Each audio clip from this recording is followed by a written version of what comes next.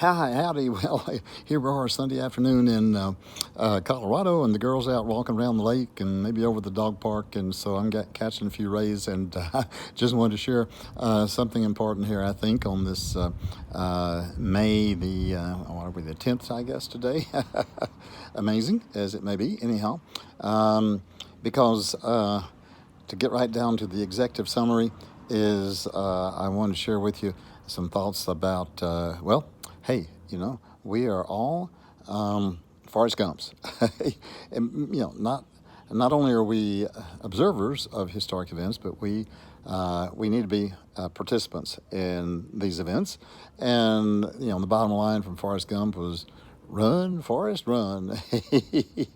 And so I think this first part of the video will be looking back on my first visit back to Paris in the month of May 1968.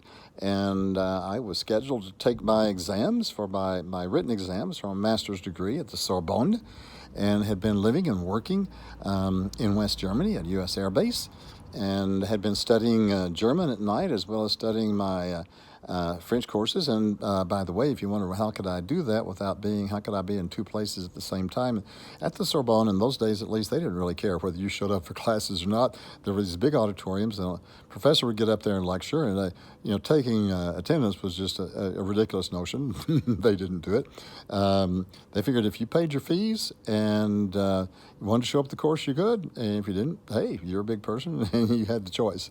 And so I just registered for the courses I needed to take, and bought the books, bought the reading list, headed off to Germany, and was working at the air base in English, obviously American English, during the day, and at night sometimes taking German courses, and then other times working on my French studies, reading those French books. And it was just Liliane and me there in Simbach.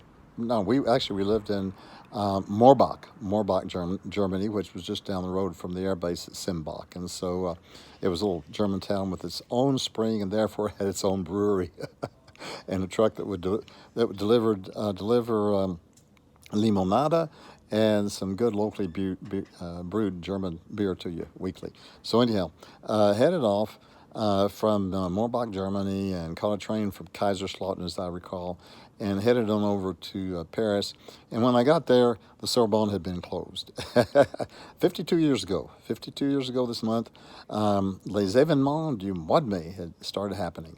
And the thing I want to recount there is that by that time I had some good friends in Paris, Gerard and Jacqueline, and whom I had met actually at a Club Med ski outing in Switzerland in about January or February. So we were good friends, and they had introduced me to some of the most likely friends that a young American officer could have, as one was a communist, and the other one was further left than that. I think he was a nihilist, or I forget what he was, but anyhow, it was Roger and Tonya Herquet. Tonya was a great poet.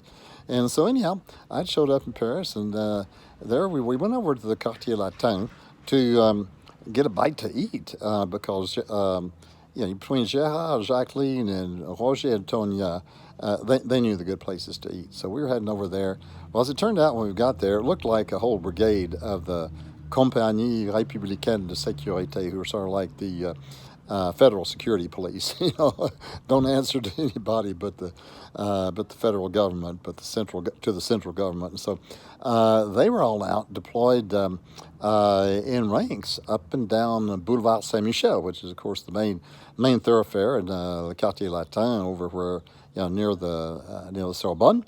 And so we were walking along, and here all these guys were standing there with their riot shields, right, and their helmets, and then they had these friggin' long billy clubs that looked like, when they held them, and so when they were standing in ranks, they had one arm holding their shield sort of at rest, and then the other arm holding their billy club, long billy club, down at like parade rest down at their sides, and it made those billy clubs look like canes.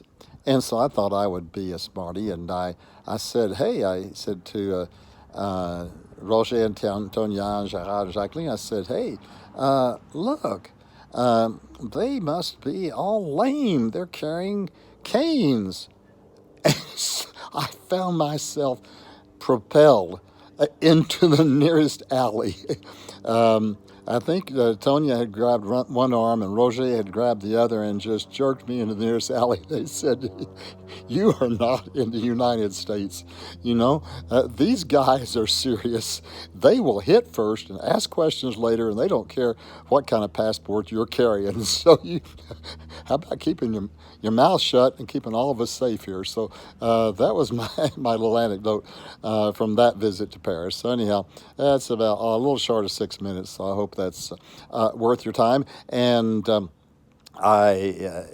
the next episode, just to give you a taste, I will recount my experience of returning to Paris a couple of weeks later.